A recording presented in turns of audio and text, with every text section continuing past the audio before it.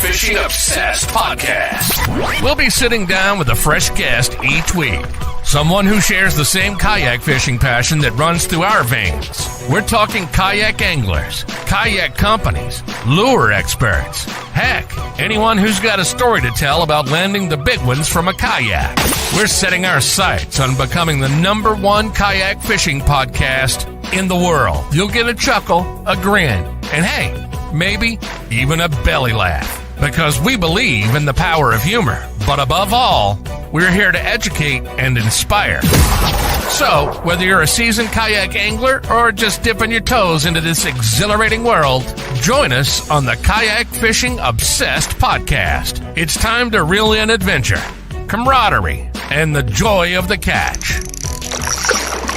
Here's your host, Darren Wendell. What's up, you fish freaks? I got a new hype button. Jay's in the green room like, what in the world's going on? Hey guys, welcome to episode number 70 of the KFO show, Kayak Fishing Obsessed, brought to you by the Wendell Fishing YouTube channel.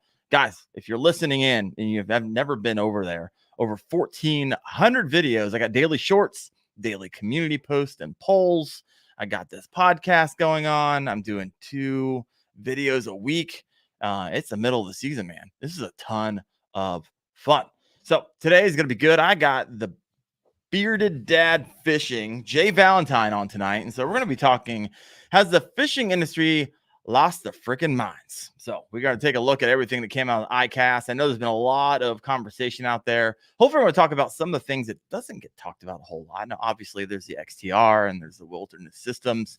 There's the kayaks, which are always fun to talk about. But we're going to talk about the Eagle Eye 9 and a lot of other things that was at that show that maybe doesn't get all the fanfare. But if you're not on YouTube and you are on Facebook and you haven't checked this out, the Kayak Fishing Freaks page, the Facebook group, is up to 16,400 members. And so there are posts on that thing all the time. So if you're not a part of that group, I'd love if you head over there. Just check out Kayak Fishing Freaks. Remember, this is an interactive show for those listening in live on YouTube, Facebook, Instagram, Twitch, the Kayak Fishing Freaks group. So I want to hear your questions, and Jay and I will definitely answer this tonight. But without further ado, Jay Valentine. Yo. What's Welcome up, to guys? the show, man. How you doing? I'm good, man. Chilling. Happy to be back. Hey, it's been a minute since I had you on. I remember, I think we were talking in the green room a minute ago, and it's like, last time I had you on, we were just talking like just a basic intro to kayak stuff. So this could be a little different for us. And I haven't actually talked to you for a while. We've gone back and forth in text and here and there, and we both work with Impulse Rods. And I know we both enjoy those. But how you been? I've been good, man. Been busy. Summertime's always busy because the kids are out of school, so I'm not getting out on the water quite as often as I want. But nevertheless, it gives me time to do some research, running a business. So, doing a lot of stuff on the side. But the biggest thing that's kind of happened over the summertime for me is I got invited to fish the the Pan American Kayak Championship in South Carolina the week before the Knucklehead. So, like I was Juicy. telling you earlier, this is the weekend right before the Knucklehead Championship in Alabama. So I'll be over there on Lake Murray fishing for Team Puerto Rico, if you want to say it right. Ooh. So yeah, Ooh. super excited, man. There's 9 anglers, so we're gonna be 3 teams of 3, and the team captain is Guillermo Gonzalez, he's a hammer, bro. So if y'all watch him do any sort of tournament fishing, guy's an absolute hammer. So he's going to be leading the team, man. I think he took the gold last year for the Pan American Championship for Team USA. And when he found out there's Team Puerto Rico, he wanted to jump on board. Come on. Man. So it'll be a busy couple weeks, man, but it'll be fun. What's your wife think about you leaving straight up for 2 weeks in a row? My wife is the best, dude. So, all right. So on top of this being a combined trip, so I was already going down to Alabama for the championship for the Knucklehead, right? Yep. That's October 5th and 6th. Yep. My wedding anniversary is October 5th. Ooh. So we're gonna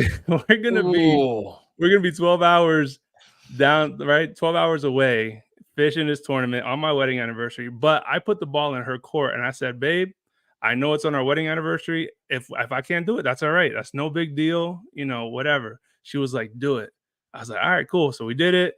And then a couple months passed by, and then they invite me for the Pan American, which is the weekend before. And I was like, there's no way I can do this. She's like, hold on, don't say no yet. Let's sleep on it. And sure enough, bro, the next morning, she's like, I think this is a God thing. You need to do this. Come on. And so it's a 13-day trip. So anyone with kids can imagine. We got 3 little ones. We both work full time. It's a busy time to be running the household by herself, but it's all about them wives, man. I love my wife. I'm telling you what, there would be no Wendell fishing if it wasn't for Danielle Wendell.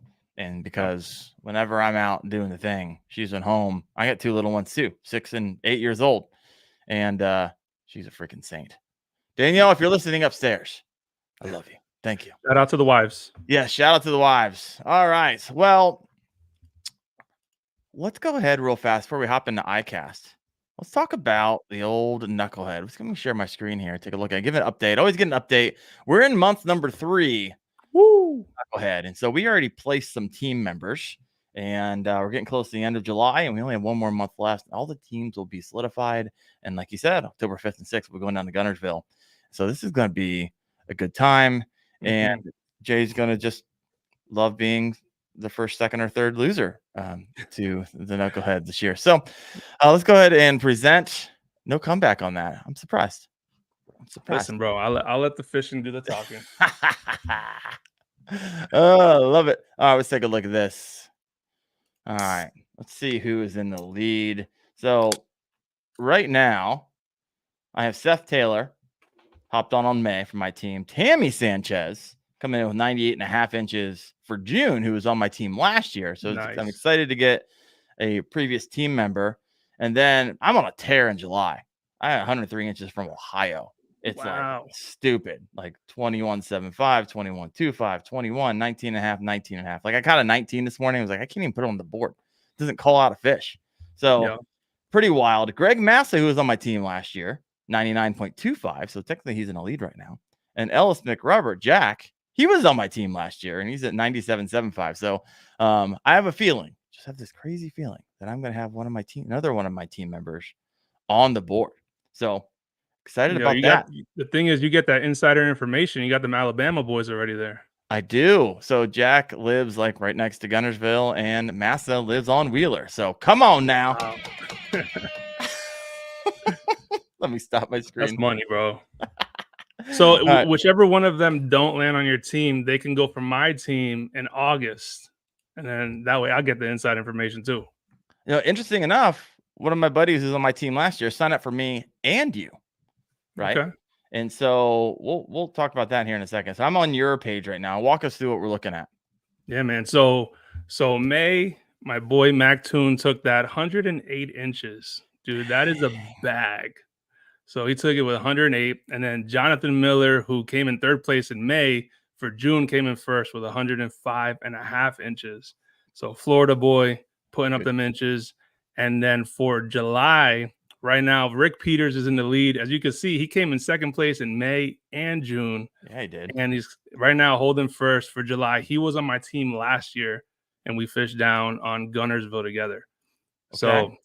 So we'll see, man. I'm hoping he gets in, but it's a good race because there's a lot of those top guys for this month are Northeast boys. Because we got New Jersey, we got Maine. There's a couple Pennsylvania guys up there. Yeah. So, and watch out for the sleeper, Jake Tomlin, right here from Ohio. He got some big ones. He's not posting anything. He knows what he needs. He's not taking the time to post the 17s and 18s. He knows he needs to get 19s and above. 21.5, 20.25, and 20. And I tell you what, he's on them. I know he's on them because I fish with him and I'm on him. And so careful there because with a 19 and a 20, he's taking first on your team. We'll see what happens. Yeah. This is going to be fun. It's always fun the last few moments. Yeah, of the month. You can't get comfortable, man, because someone will come through and grab that spot. Heck yeah. I had that happen to me in the state tournament. I was first all the way up to maybe 2 or 3 hours till the end of Ohio tournament. And this guy, it's like neck and neck. And he took it with a back-to-back like 20s and like within an hour on the last day. So it happens. Mm-hmm. It happens. All right, let's talk some Icast. This is fun. Bro, let's do it, man. You just had a conversation on Sunday on your podcast around Icast. How did that conversation go as I go get some of this stuff prepped?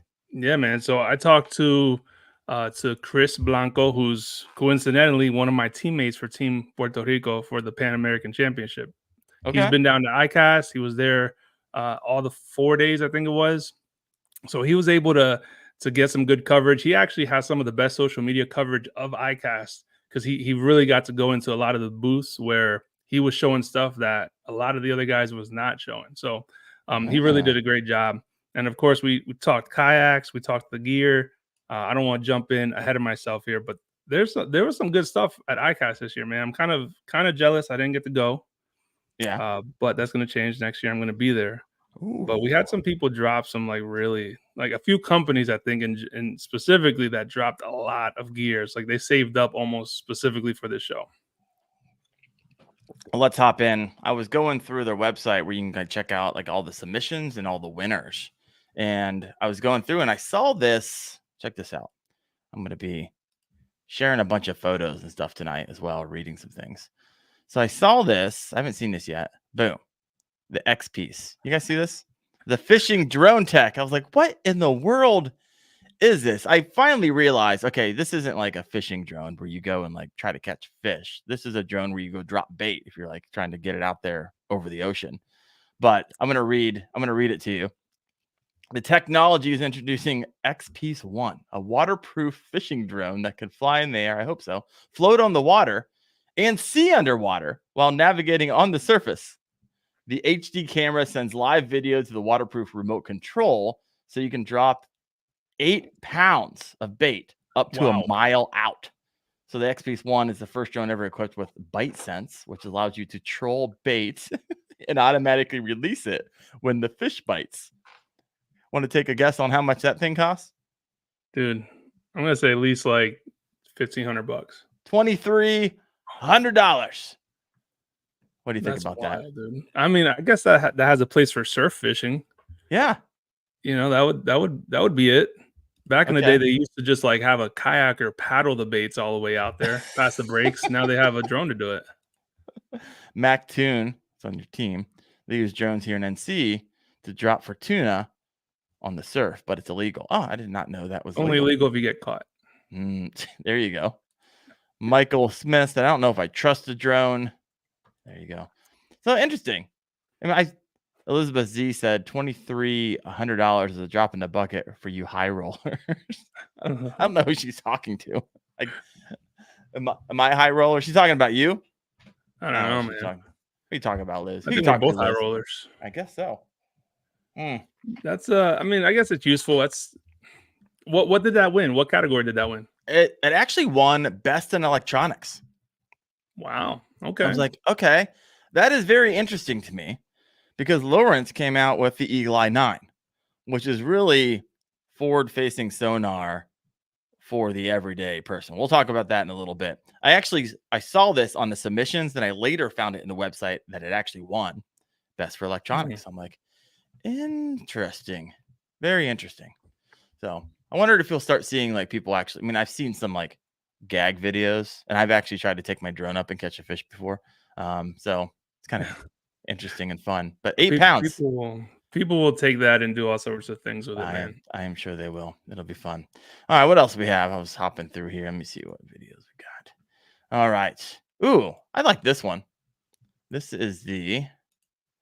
Oh my gosh, I got so many things on my screen right now. The original Doris Parsons 4-bladed spinnerbait. Wow. So this was just a submission. Now, for those of you out there, I've never actually had my hands on one of these, but I'm going to read the description for it. So the legendary spinnerbait Doris Parsons from Denver, North Carolina, innovated the first 4-bladed spinnerbait in the 80s.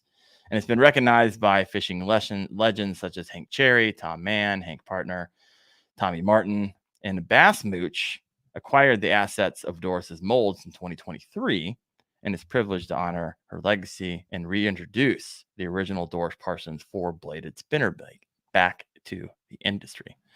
I did not know that information, so I was like, all right, that's interesting. Have you ever fished with a 4-bladed before? Never, man. I think honest to God, 2 blades are like where I would draw the line. That's the most I ever fished was 2-bladed. Mac says I've used 4-blade spinners before, and it's meh. If I want that much bling, I'll throw a Bama rig, and that's what I was thinking. I was like, okay, if I have this thing, I think it makes sense. Because this isn't a giant spinnerbait. I mean, it's got to be somewhat large to hold 4 blades. But these blades aren't monster blades. And I know that where I'm fishing right now, I'm getting a lot of like bait fish on top of the water. But when I look at them, they're tiny like these little blades. So I was thinking to myself, man, if I got my hands on one of these, this might do the trick where those other spinners are maybe a little bit too big for what the bass are hitting. So I was like, okay, interesting. Anybody else, if you're listening in, have you ever tried the 4-bladed spinner baits? I know that Mac, not a huge fan. I haven't got my hands on it, but looks interesting. Would you fish it? I'd try it. There's very few that I would not give a shot to. What's one of the ones you wouldn't give a shot to? Was that? What's one that you wouldn't give a shot to? Oh, man. Well, I saw a video of some guy stringing up his Alabama rig with like 7 whopper ploppers. I wouldn't do that. Like joking? No, he actually ran it. I don't know that he caught anything, but that sounds like it got messy real quick. That didn't even make any sense to me. They float. They do. Yeah, it was totally like some top water madness going on. Huh. Oh, here we got someone just made a comment. Oh, Mac too. He said the top blade spins good, but then the bottom 3 aren't swiveled right, and they don't like to spin like you think they would. No. Interesting. Oh, yeah. If you look at the photo, for those of you listening in, it's not on a swivel. You see that? The top one. Just the top one's on the swivel. The other ones are just going to like flutter back and forth. Okay. Interesting. I wonder why they don't put them on a swivel. Huh. Carolina Lunker Seekers said Booth makes a 4-blade, and I've caught form patterns on them in slightly stained water. Great option when the A rig is not allowed. All right. Okay. Solid. Low Life Angler said looks like what the Amish would use. I'm not even sure what that means. Help me out. Help me out, Low Life. They already have the spinner baits though that are like the mini A rigs. They have like 3 little decoy fish and then the large one on the bottom. So I feel like I would rather throw something like that. Sure. Off the Hook Outdoors said they've been making these for years. Yes, it's in the 80s. They've been making these, but they're kind of reintroducing it. So I don't know. Thought it was interesting. I don't own one. I don't really see them in the stores. One of those probably special orders. in order to get your hands on one. But hey, I'd fish it. I don't love fishing the spinnerbait anyways. I'm not like I'll bring it out when it gets windy. My chatterbait and my spinnerbait comes out sunny days. It'll come out. But for the most part, not a huge fan of the spinnerbait. Do you fish this style often, Jay? No, not at all. Yeah. I mean, I honestly don't throw spinnerbaits a whole lot in general. So when I do, I just stay away from the crazy stuff. There you go. All right, moving on. I was going through. Speaking of lures, though, did you see the Berkley Krej won the freshwater hard lure? I did. We're going to talk about that in just a moment. But we can talk about it right now if you want. I mean, let's do it, bro. Boom. There it is. My boy Jake swears by these, man. Jake Stem, he's an Old Town pro staff up here, and he fishes a lot of the regional tournaments, and he loves this thing. I haven't got my hands on one yet, but they have some crazy action. I mean, the first time I even saw it, that bill, you see that it looks wonky. It looks like it's upside down. Yes, for those of you listening in, the bill on this, I guess you call it, it's a jerkbait. Essentially a jerkbait with it looks like an upside down bill. Let me read for you. This actually comes from Pure Fishing, Berkeley, owned by Pure Fishing. The Berkley Krej, all this marketing is going to drive me nuts, is a revolutionary hard bait that is creating a new style of fishing called kredging. Is that what we're calling it now? Kredging? Is that a thing? First time I heard about it was right here. So I think they're making their own stuff up. This lure defies conventional jerkbaiting by working its way upwards in the water column, only to fall backwards toward its target. So designed to excel with FFS. Kredging allows the angler to take advantage of being able to see how the fish reacts and work the bait up and away from the fish, better imitating a natural fleeing motion, or back towards the fish, triggering reaction bites. I don't know. That was a lot of spin there. Oh, yeah. But I could see if you're working your forward-facing sonar. I mean, forward-facing sonar, I don't have it. I might get it someday, but it's really changed. I mean, everything is now. I mean, I saw a rod ad recently. It's like, oh my gosh, designed for forward-facing sonar. I was like, that doesn't even make any sense. What do you mean your rod's designed for forward-facing sonar? I understand lures, right? I can kind of get that. I just had a conversation with someone on the water this morning talking about strolling. And I was like, it's just like all this FFS is really changing how people are in the ways they are fishing. It's fascinating, just fascinating. So he's killing with this thing. Yeah. Yeah. And I that's going to be, when you throw your typical jerkbait when the water's a little bit cooler, you're going off into the warmer months of the springtime. But like if you are scoping and he's a live scoper, he's able to pick them off, and then almost like that description says, where the fish kind of works backwards towards the fish. If they don't hit it on the way going forward, they can hit it on the way going back. So I mean, for the price point, I have it on my list to pick up a couple, but I think they're around $20-$25 if I'm not mistaken. All right. Oh, that's a kind of expensive lure. $25. Yeah, I'm pretty sure it's right in that price range. But I mean, it's right up there with the Mega Vision the Mega Bass Vision 110s. Jeez, about $25. That's crazy. All right, we got some comments here. Bass Ackwards 13 says the Krej flutters upwards when you crank it. Interesting. Diggs still having a conversation about the 4-bladed spinnerbait. He says, "Sorry, 4 blades on a spinnerbait is nothing more than a gimmick." I don't know. That's like saying the A-rig's a gimmick. Right? The idea is you're creating a lot of flash. I don't know. Back to the Krej. Elizabeth Z says, its name defies conventional naming. Oh, so good. That was good. Carolina Lunker Seekers. So the Krej OB, the new Strike King version, copycat of the original Jackal Riser. Phenomenal with spotted bass. All right. Interesting. Greg Todd Moore, old dad, said it's on his list. So, $25 every time. You know what I would do? As soon as I caught this, I'd get it stuck. First throw. Guaranteed. Low Life Angers, he's like, I'm going to save the Krej for the spillways in the winter. All right. Okay. And then Granville J, He said, I saw a product using 3 transducers on the back of a kayak. Is this true? I haven't heard that. That sounds wild. It sounds. I do know people that rock with two forward facing sonar transducers on their kayaks. Oh, It's a little bit over the top, I think, but that is. yeah, I mean, if you actually have live target, you got 135 degrees of visibility. How many more degrees of visibility do you need? well, if you're doing it with guys will get the different brands, so they might get the Hummingbird. What is it? The Mega 360, Sure. and then something like the Active Target or the Live Scope from Garmin. Or they'll have even two of the Live Scope, and they'll run one in perspective mode and one in forward. Oh, sorry. I meant live target. My bad. Okay. Yeah. Interesting. Yeah. I mean, electronics is getting It's a little out of wild. hand, but Wild crazy. Interesting. All right. I'm looking at all these comments over here. This is good. MacTune. Only thing these baits concern me is if you watch your forward-facing sonar, you never see anything in the water column moving up and down. Everything moves horizontal. Reason to shake and bake works so well. All right. So fascinating. I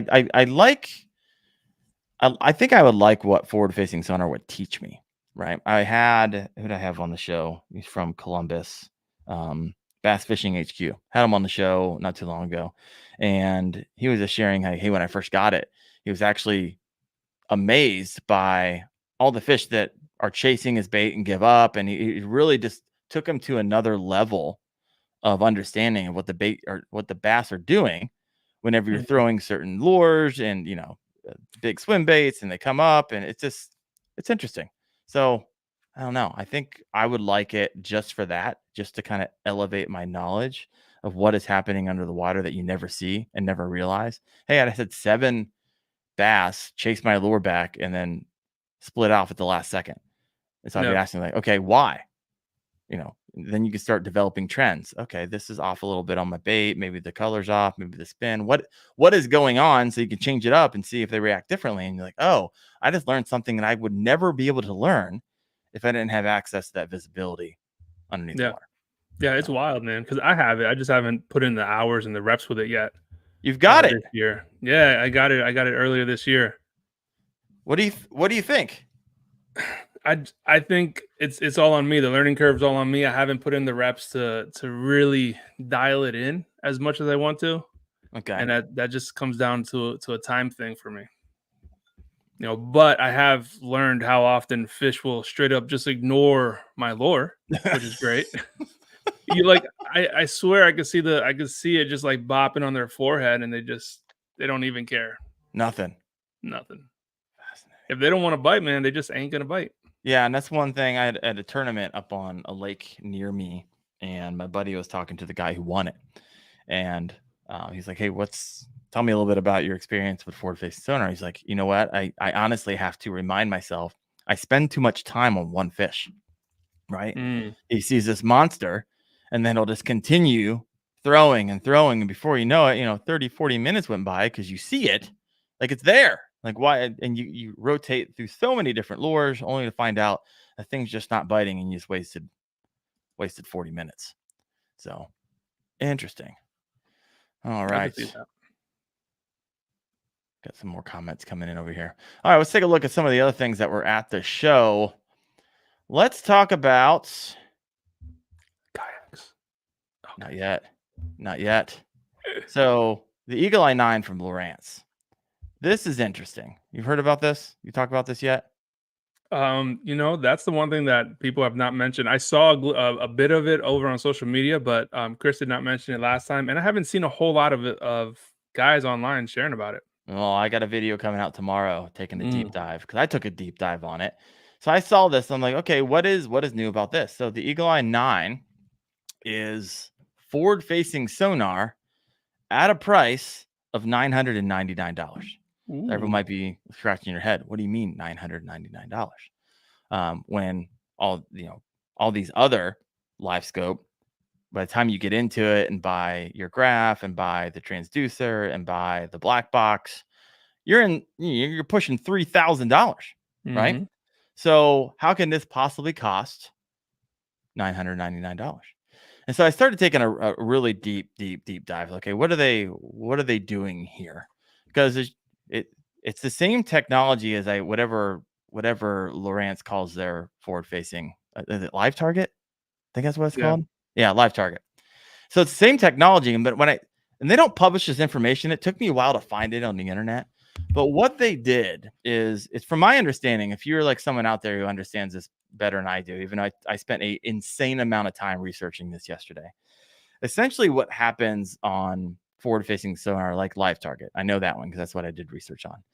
Essentially, what you're looking at is 6 beams or 6 radar beams that are going out in front of you and below your boat.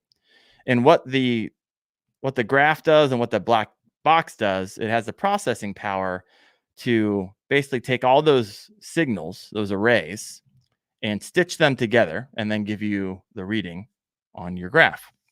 And so when you're doing your forward facing, there's 3 arrays.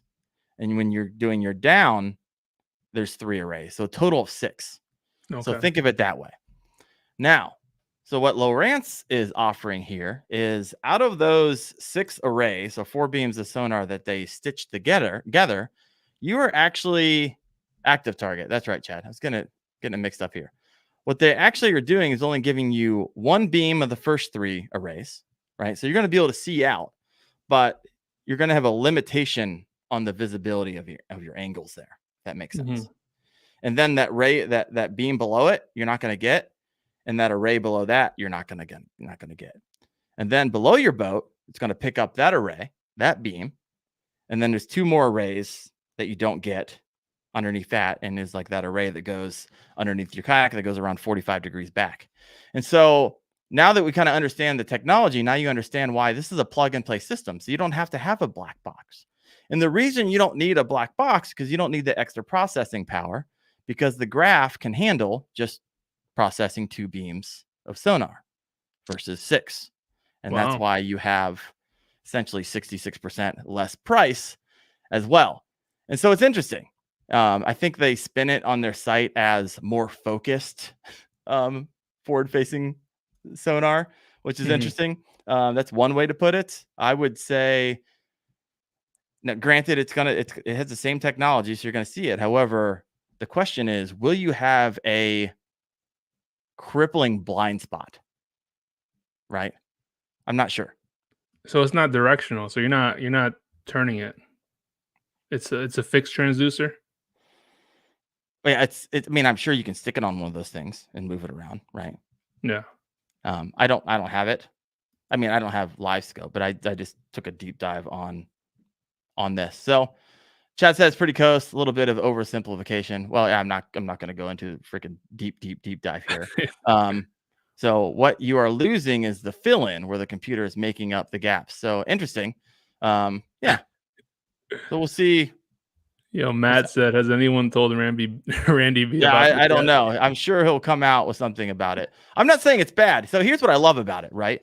It is closing the gap of accessibility for individuals who want this, right? What used to be 3,000, everyone's like, I'm out. Not a chance. Can't. Never going to get to that price. But $999? I mean, I paid for my Garmin UHD 92SV. It was up there close to that. And I was just getting down scan and side scan. No. I'm not sure that if this was out during that time, I wouldn't have purchased this instead, right? And so it's interesting. In the video that I come out with tomorrow, you'll be able to see the visibility of kind of the angles you're getting versus their active target. And so, yeah, this will be interesting to see how. I believe there's a place in the market for this. I honestly believe it'll actually take off for $999 for people to have it. And because if you don't know what the $3,000 module does, and you're like, hey, I have forward-facing sonar and I'm seeing things I've never been able to see before, they're going to have nothing to compare it to, right? So they're going to be super happy with what Lowrance is offering with the Eagle Eye 9. And with the price point that makes it accessible, it's like, all right. And it can even be like a gateway, if you will, to like your standard active target or, live scope or whatever. So, I mean, I like the accessibility part of it. Like, that's the thing. Like, a lot of these electronics are viewed as inaccessible or not, practical for the weekend warrior, which really is what 99% of us are. We just like to go out on the weekends. So, but yeah, I paid $700 for my I have the same graph as you. I paid $700 when it came out, and it was just with the graph and the down scan and stuff. Yeah. So for $1,000, that's not bad. And the good thing is that now that this is out, give it a couple years, and everyone else is going to start picking up on it, and it's going to start driving the price even lower. Yeah, will do. MacToon said Lowrance doesn't have side imaging. Yeah, the Eagle Eye 9 does not have side imaging. So that's one of those things with this. It does not compatible with. It's also not compatible with, other. Anyways, watch the video. I'm still learning myself, but from what I found out, yeah, should be interesting. Wouldn't say you have blind spots. Yeah, Chad says, no, you will not have blind spots. You can still put it on trolling motor head or pole, right? Like we just talked about, you can move it around. You just have a more limited angle of visibility.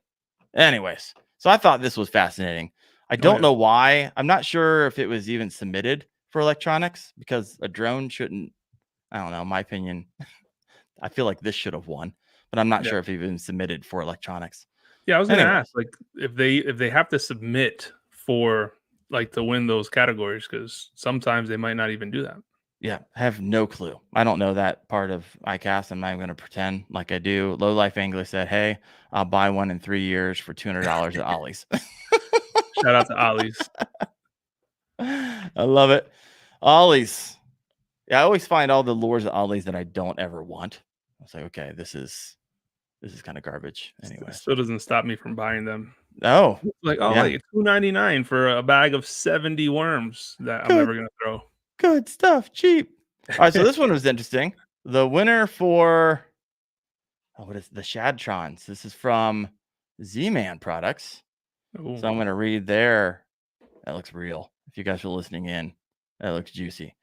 So it says, true to nature shad profile swim bait, the ShadTron LT offers a pioneering over-under line-through harness for top or belly hook rigging. Driven by a rounded, wedge-shaped tail, the ShadTron swims the genuine shad motion, activated at fast or extra slow retrieves, precision weighted harness, and tough, buoyant Elastec material. Main lines lures upright posture. Lifelike body sculpted with 8 photo printed hand painted colors. Comes in 4.5 inches and 6-inch sizes, and a slow and fast sink models. And it comes with a single hook. I like it. That looks super realistic. It really does. So it comes rigged up already. It comes rigged.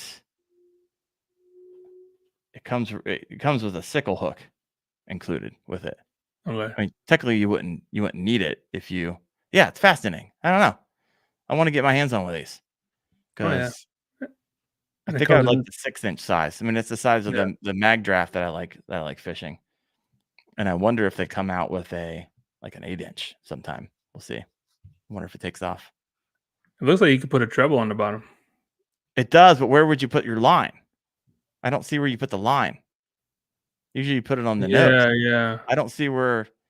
I'm having a hard time figuring out where you hook this thing up. Huh. I don't know. Yeah, it looks cool though. Huh. It does look. It looks juicy. It looks like the shad in the lakes that I fish. So I think I like that. Smoke 74 says Z-Man's really stepping up their game. It says that looks sick. Yeah, Carolina Lunker says it's line through. I'm just trying to. I can't visualize it from where they're actually showing it on the camera here. Chad says the ShadTron is awesome because you can rig it with top or bottom hooks. I like it. Yeah, MacToon asked the same question I did. Are they making these 8 to 10-inch versions? Only swim baits I throw are biggins. I don't want to catch no dinks. That's why we're going to win in Alabama. Just telling you. Oh, why are you going to win in Alabama? Because MacToon don't catch no dinks. There you go. Anthony says that sickle hook comes out. Okay, now it's starting to make sense to me. It's a regular hook. All right, so that is, they're just throwing me off with the photo. Bayou Bandit says, not sure if I like the hook placement on this guy. Elizabeth C says ShadTron is going to be good. And Chad says, I've heard they are doing an 8-inch for this. All right. Should be juicy. I'm going to get my hands on one of these. I'm going to add it to my swim bait collection, which really just consists of primarily large mag drafts. 8-inch is my favorite, especially early in the season. All right, let's hop on to what else we got here showing up. This is kind of interesting. It's not a kayak. Did you see this? The Skanu. I have not seen that. So for those of you listening in, it looks like a painted. I'm looking at it. Oh, what's that boat called? Like a metal $800, $1,500. What am I thinking of? It's like a John boat? Yeah, like a John boat type thing. This is wild. Anyways, guess how much that thing costs? No, man. I don't even want to know. $7,000. No. Cost $7,000. Why? What is on that thing? I don't know. It's a dinghy. I don't know what is going on. I looked at this and I was like, oh, that's interesting. And I look at the price. I'm like, what? Is that a typo? $7,000. Yeah. Chad said this is the third attempt at the Skanu. I mean, they have like they're independently wealthy or something. I guess you only have to sell a few of them. 7,000. Oh, there it is. It's a rowboat hull and it's Kevlar. So there's where your price comes in. The bearded paddler. Why don't you just buy a kayak? Yo, bro. So good. Jeez, bro. It looks like it comes with nothing. It's just two benches. Yeah. It's a rowboat. It's like a confused canoe. Kevlar rowboat. I'm not sure.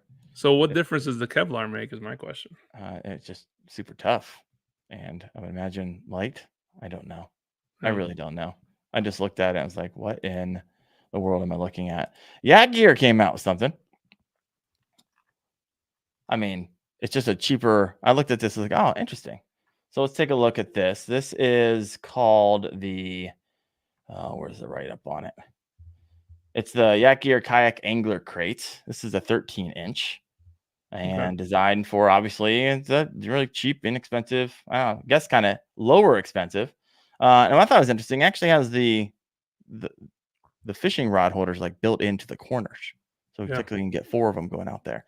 And it's only $49.99. Okay. I like that. Like, okay. That's a price point that doesn't get hit a lot for a plastic crate like this. So it's like, all right, if you're out there and you're like, hey, I don't want a milk crate and because I don't want to build it and I don't want to spend $150 on a Yak Attack crate. There's a lot of the intermediaries, but this one, $49.99. The Yak Gear Kayak Angler Crate. This is a small one, so I imagine the price goes up as you start getting into the larger ones. But but you're right. I think at that price point, it's going to hit a lot of people that don't want to make it and don't want to spend $150.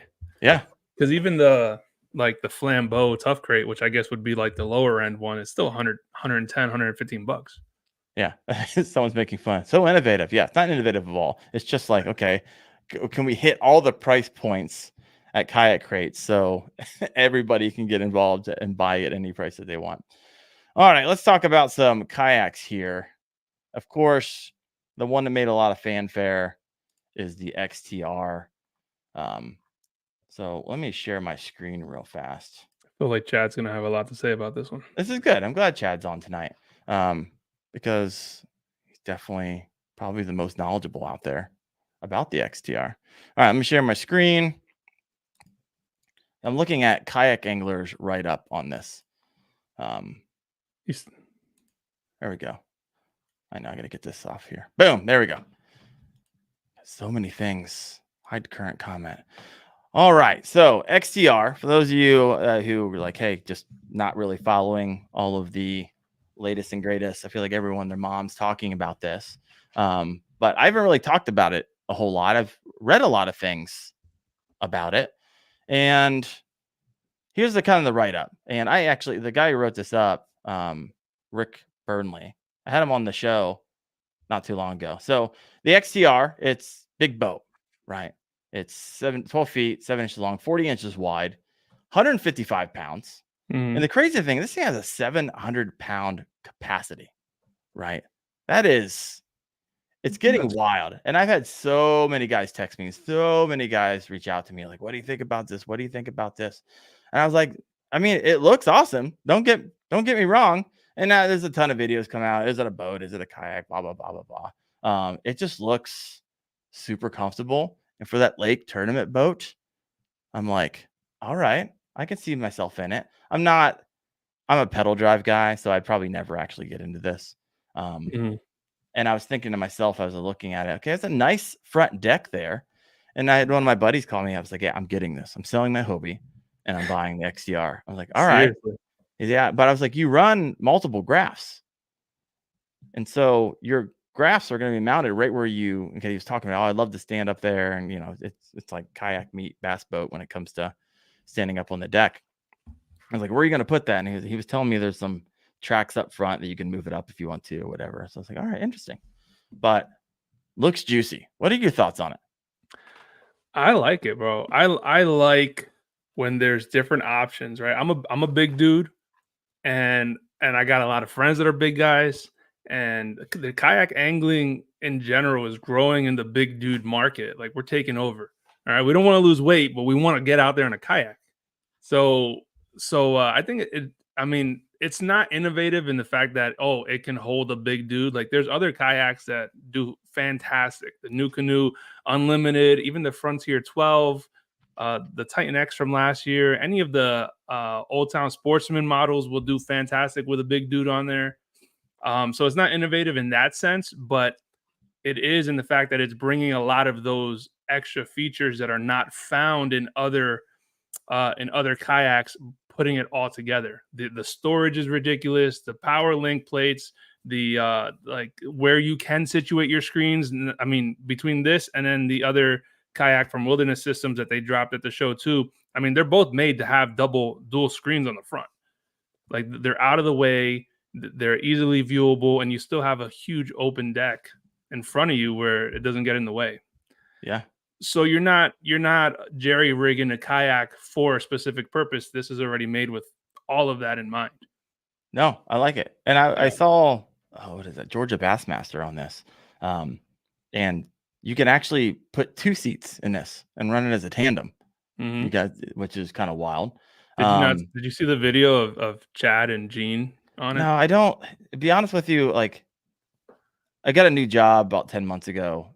For those of you who don't know, I'm the vice president of philanthropy at Child Help. And so we help address and help kids with child abuse and go after the perpetrators and so forth and so on.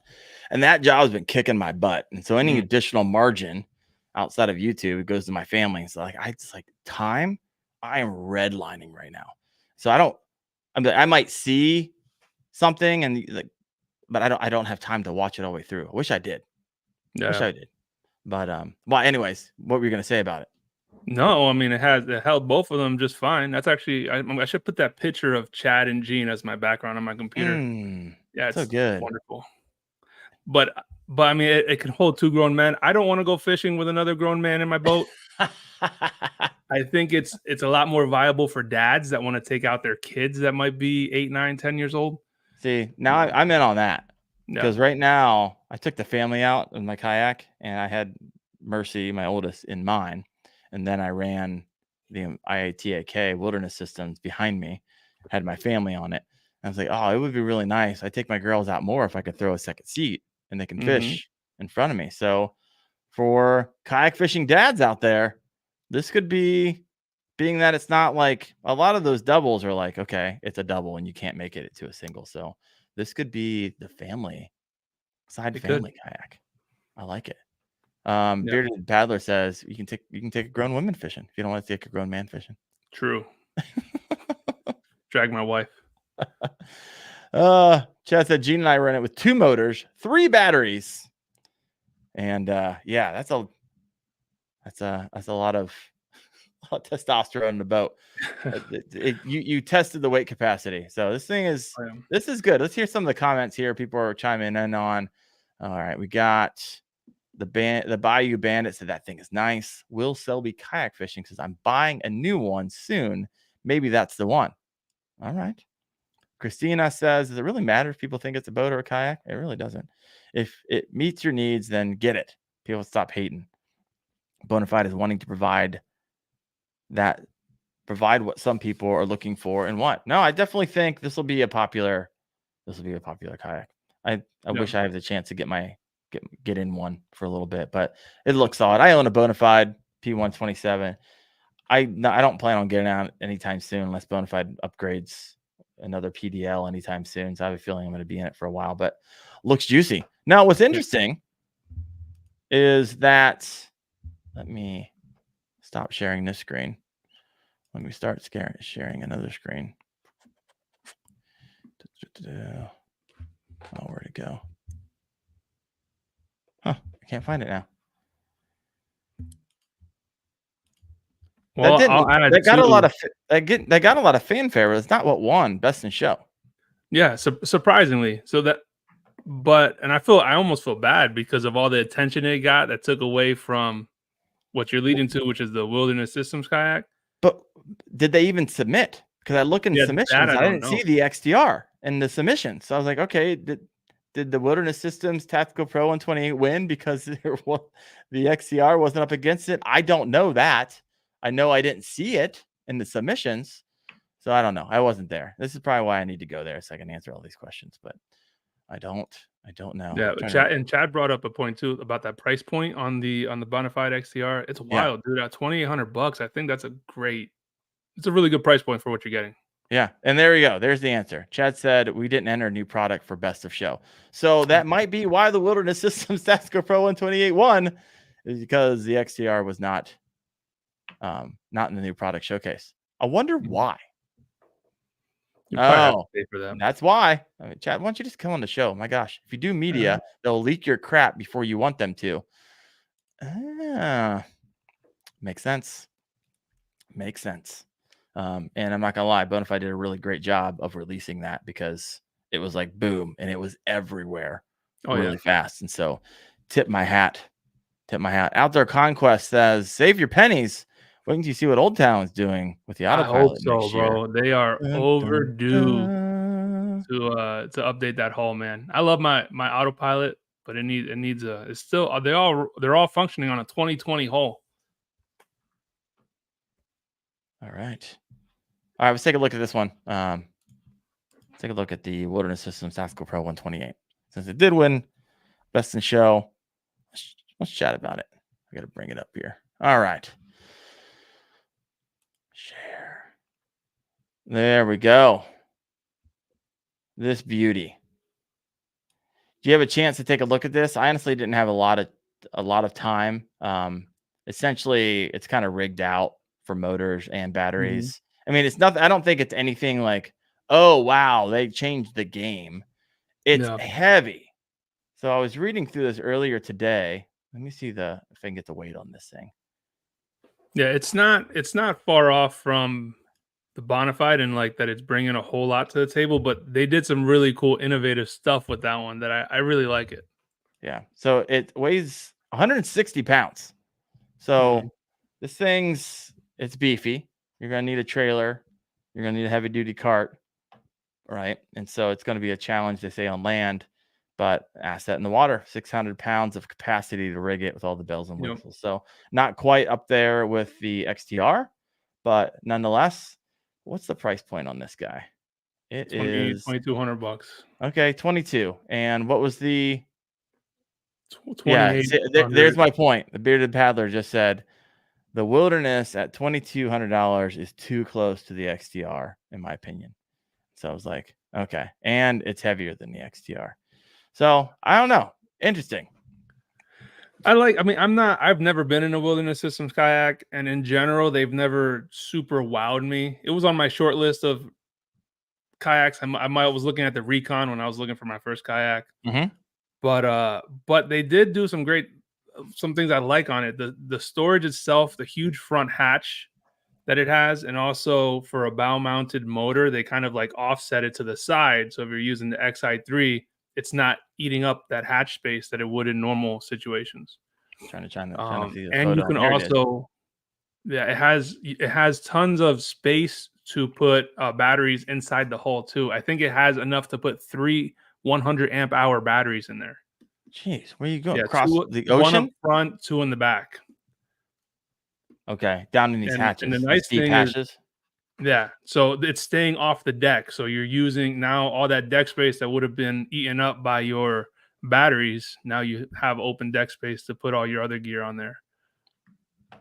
I don't know. Let me know what you think in the comments. All right, we got some take a look at some of these. Oh, and you could rig it out with 2 power poles and a motor on the back too. You can't quite do that, I believe. Correct me if I'm wrong, Chad, on the Bonafide without reinforcing it. I don't love power poles for lake fishing anyways, and that's definitely what these are lake fishing boats. So I don't know. I'm not a huge fan of power poles anyways, unless you're fishing the river. I think they make sense there, kind of, depending on how I always see people getting them caught in trees and stuff too. So I don't know. Slyfoss Fishing says Wilderness System makes a very good yak. I own a Wilderness Systems, however, it's an inflatable. It's their IATAK. So I have yet to get my butt into others. I'm going to try to get my butt in some more of those and start doing some demos and reviews. So we'll see what happens.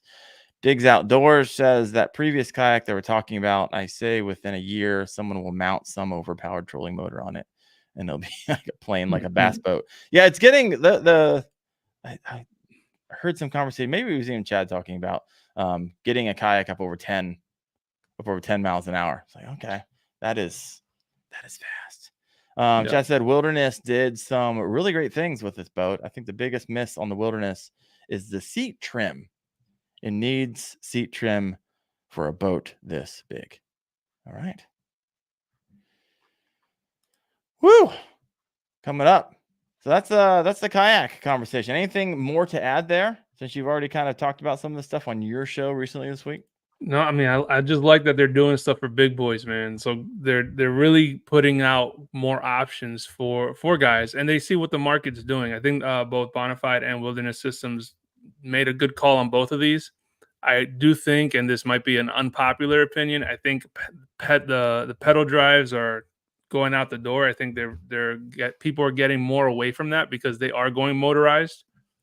And if you're going to get a pedal drive, unless you're really looking to pedal, I mean, you're adding a $1,500 expense on your kayak that you really don't need if you're going to motorize your kayak anyways.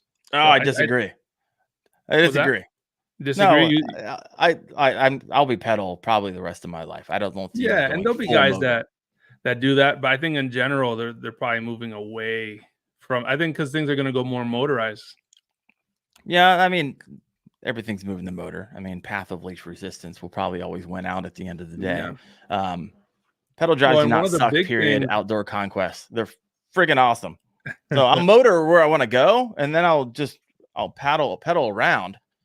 And adjust. They have a lot of merit, dude. Like, I mean, you don't run out of leg power. One, it's a good backup system, but when you have a pedal drive, if you're only using it as a backup, you got to think that it's taking up all that deck space that you otherwise could be using for other stuff. You can't do your whole dashboard command center situation with a pedal drive very easily, but they are expensive. Like a good pedal drive is $1,500.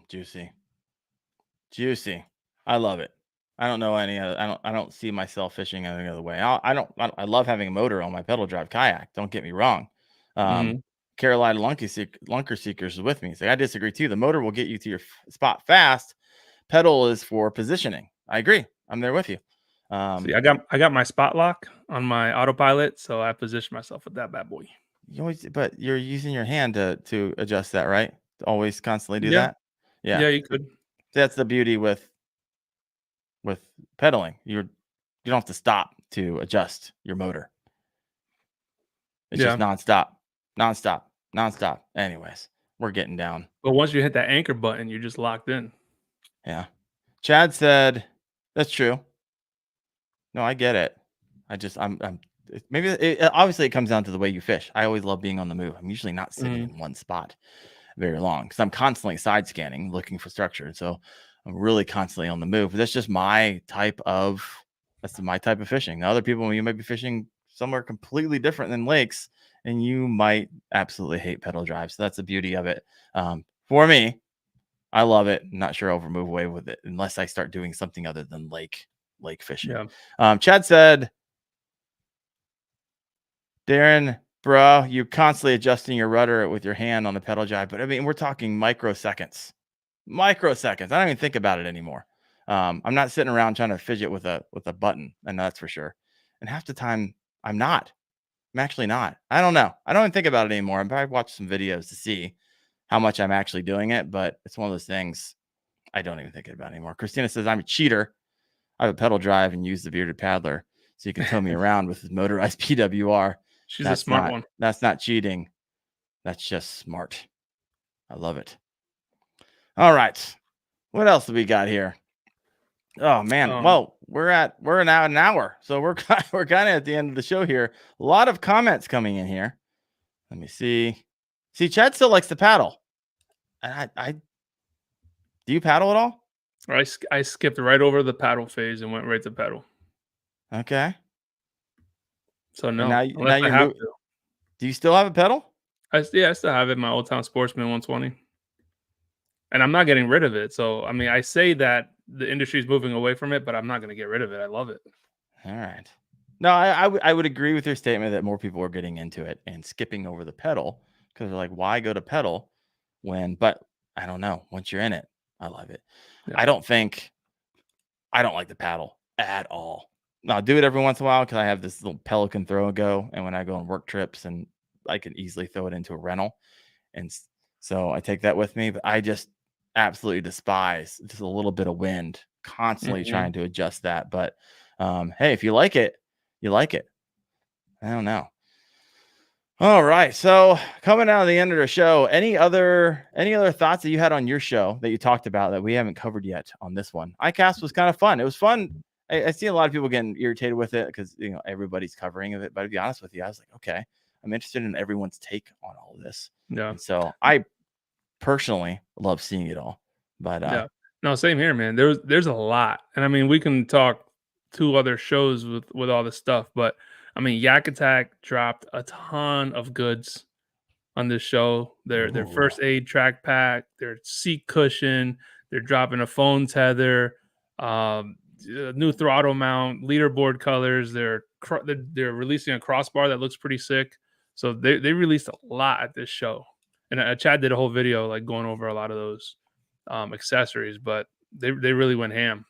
I'd be interested on the phone tether. So I have my Rogue phone tether, and I like it. However, do you have one of those by chance? Yeah, I love mine. So you wrap it around the corners. However, mine always flips off a corner. And so if we could somehow figure out, hopefully when Yak Attack launches this out, where it's like maybe the rubber's angled to a way where it doesn't slip off. Where it won't do that. Yeah, where it doesn't do that because it's irritating. I got to bass down. And I'm holding my hands on it, and then the freaking corner flips off, and now the rubber's in front of my camera, and now I'm at risk of having that thing jump over the side. And it's like, okay, that's one unnecessary risk that I need to take. So I need to figure out something else with the Rogue phone tether. So my hope is that Yak Attack will have something like I can imagine if you mold that rubber in a certain way where it kind of folds over the corner, that would happen less. I don't know. Yeah, I agree. I mean, I love my Rogue, but I see that problem. So, I mean, if Yak Attack's been good at anything, it's to take current items, current accessories, and then making them better. Yeah. So they'll find the little things. And then besides that, dude, I would say Newport dropped a lot of awesome stuff. They had their inflatable, the NS130. That looks pretty sick. I'm not an inflatable guy, and I don't see myself getting onto one. But also has a 600-pound weight capacity and can take up to a 10 horsepower motor in the back. So pretty heavy duty. Yeah. They also dropped their low pro batteries, which is essentially modular batteries, if you will. Like they're waterproof, they're dust proof, and they fit into a 16x16 Black Pack Pro like perfectly. Okay, so designed almost for that. Yeah, pretty sick. And you can rig them up. So if you have the 12 volt 100 amp hour, but you need a 24 volt, it already comes pre-wired. You would just plug them in and make it 24 volt. Juicy. Yeah, so it's pretty cool. Yeah, Chad said Rogue has one where the tab goes inside the phone case too. That's the one I need to get a hold of. I don't think they didn't release that one yet, though. I'm not sure they were selling those because I'm pretty sure I would have purchased that if I saw that one. Sly Fox Fishing said, I seen a video from Icast on a nice tether system. I'll look it up later and let you know. All right. Definitely let me know. I'm curious. I need a new one. They're not that expensive, so I can just hand that out to somebody else. But I definitely need something else. This happens all the freaking time, especially when it gets wet. Slips even more. Oh, yeah. For sure. Well, the outdoor conquest, he has a video out. It's a short where he actually had his phone in his Rogue tether and the silicone and everything, and he dropped it out of his hand and it bumped up on his kayak in just the perfect angle and way that the whole thing came out of the silicone case and dropped right right into the water. No. Yeah, The Rogue bro. one did? The Rogue one did, and it was on there the way it's supposed to be on there, but it fell and hit the kayak, and I guess it just shook it right out in a perfect way. So one of those things, if you do it 100 times, you exactly. can never recreate it. My gosh. Everyone else says, hey, they have phone tab tethers on Amazon. Yeah, I'm sure there's a lot of options out there. I'm gonna wait and see what Yak Attack comes out with. I'm gonna go check that out and be like, hey, I don't think I've been unhappy with anything that Yak Attack that I personally purchased. So we will see. We'll see what happens there. So what are we going to be able to look out from Bearded Dad Fishing? What do you got going on? I know you got a Facebook group that's kind of rocking and rolling. It's kind of fun to watch. I'm a part of that myself. Of course, you have Bearded Dad Fishing, your YouTube channel. So the Facebook group is growing. It's called Kayak Fishing Dads. We have almost 29,000 members at this point. Ooh. And that's kind of just took off on its own. I mean, people are looking for this community, you know what I mean? And that's why, because I know you have your group too, and it's been growing. People are just looking to connect, dude, with other like-minded guys. There's a lot of people that meet up within the group and they'll go fishing because they're from the same region, which is really neat. Obviously with the channel, I started my podcast this year, the Yak Chat. So that started in January, and I'm heading on to episode 12 now. So I do every other week just to keep it. How's that going? It's good, man. I'm learning a lot, dude. I'm not gonna lie, like it's a little bit at first. It was kind of a little bit of an undertaking, but it was more just working through the nerves of doing your own show. You know what I mean? Yep. But I enjoy it. You get to talk to guys that you otherwise probably wouldn't. You know, I had Chad on there twice. I had Alex on the show, which was cool. Bearded Paddler and Christina came on as well. So it's been great, man. Getting a lot of guys on there and chatting, and you know they have some really great insight. Yeah, no, it's fun. I know. I was going hard at it for a year. I'm on. Well, this is episode number 70. So welcome number 70. Oh, yeah, I throttled it back during the fishing season. But one, it's hard to get people to respond to you. So it's hard to place people. So having that every other week cadence is nice. But are you picking up people listening in? Yeah. I mean, we're getting it's up and down. It depends. I don't know if it depends on because it's my first go at it in the year, right? So right now more people are fishing. So I don't know if it's going to have to do with that in the summertime. There's more people out, or if it's on the topic. You know what I mean? So, but we're getting on average between 25 to 40 concurrent viewers at once. There you go. Yeah. Are you throwing it over to all the other platforms as a podcast as well, ripping the audio? Yeah. Yep. So I'm ripping the audio, putting it up on Spotify and Apple Podcasts. And from my understanding, people scan Apple and put it on all the other Stitcher and whatnot. Yeah. So all right, it's been going good, man. Just keep trucking along and building what we're building. So I'm excited for the Knucklehead, dude. It's real cool because last year we did it and it was kind of like, I know Chad was putting it together for the first time, but like all the kinks are kind of worked out. And now that it's a 2-day event, we're going to do a lot more kind of group activities. It's going to be dope, man. Yeah, I'm excited about it too. Yeah, should be a good year. Well, Jay, it was great connecting with you, man.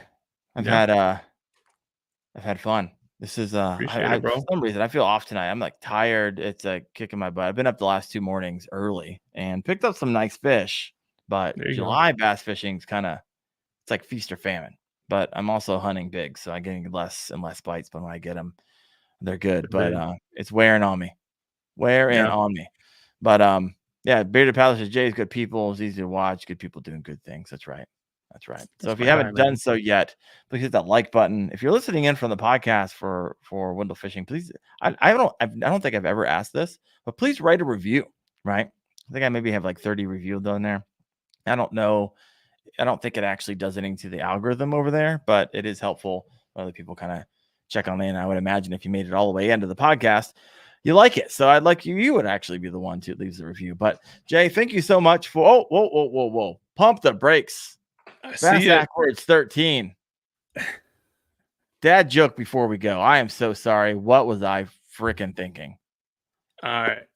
So I knew I had a feeling someone was going to do it because you did it last time you had me on. You did it towards the beginning of the show. I was like, man, someone's going to ask for a dad joke. What was? If you watch my videos, you know I drop a dad joke at the beginning of every video. Oh, I have like one classic dad joke, and I probably shared it last time you were on. Sorry, you go first, and I'll go. No, you go first. I think I shared this one before. All right. You go first. Now I got to remember it so I don't butcher it on live air. All right. So why aren't koalas considered bears? Why?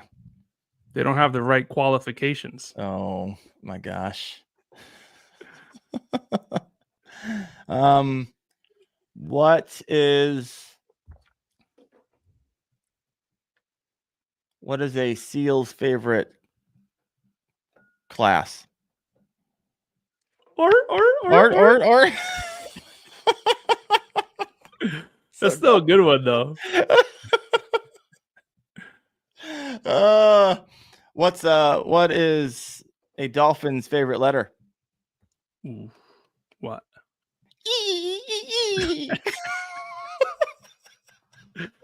That was good, bro. I'm gonna have to steal that one. No, please do. Take that back to your show. Make it your own. Folks, thank you so much for putting up with us. I hope you had fun. Maybe learned something new on the Kayak Fishing Obsessed podcast. I will see you guys in 2.5 weeks. I don't have a guest yet. So if you have someone you're like, hey, I'd love to see on the show, please write me a DM and I'll just go ahead and ask them. I'll ask anybody. Whether they get back to me, I don't know, but I'll ask anybody. So thank you guys so much, Jay. You're the man. Appreciate you. Everybody have a great night. I'll see you.